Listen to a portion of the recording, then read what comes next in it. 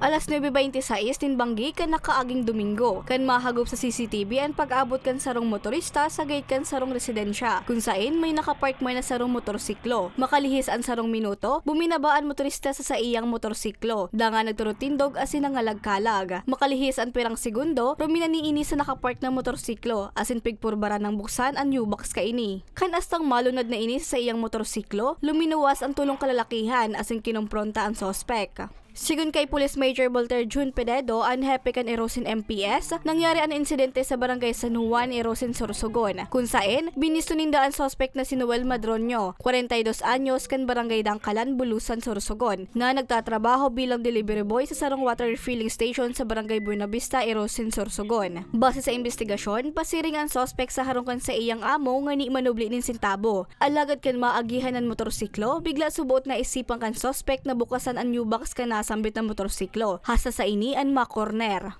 Binubuksan nito ang suspect. Binubuksan to, tapos yun nga, nagtawag na siya ng tulong dun sa mga barangay opisyal, barangay tanod. Kaya nahuli itong suspect at niya dito sa istasyon. Pero wala pa naman siya nakukuha. Para nag-attempt pa lang niya, nabuksan yung U-box ng motor ng biktima. Tapos yun nga, na-arestado siya. So, naditin siya sa atin dito ng reglementary period.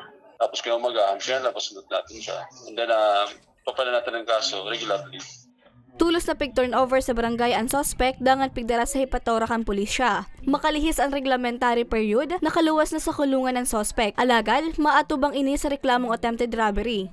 May sinasabi siya na pumunta daw siya dun sa boss niya para mag-iram ng pera. So yun ang mga reason niya, pero hindi naman natin yung paniwalaan yun kasi nga, yun nga, base dun sa CCTV, may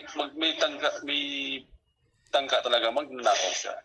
Katakod kan insidente, nangapudan ang otoridad sa publiko orog na sa may mga pagsadiring bihikulo nang mas maging rigmat nga ni dai mabiktima nin mga kawatan. Para sa mga baratang tatak Bicol, Regine Boy.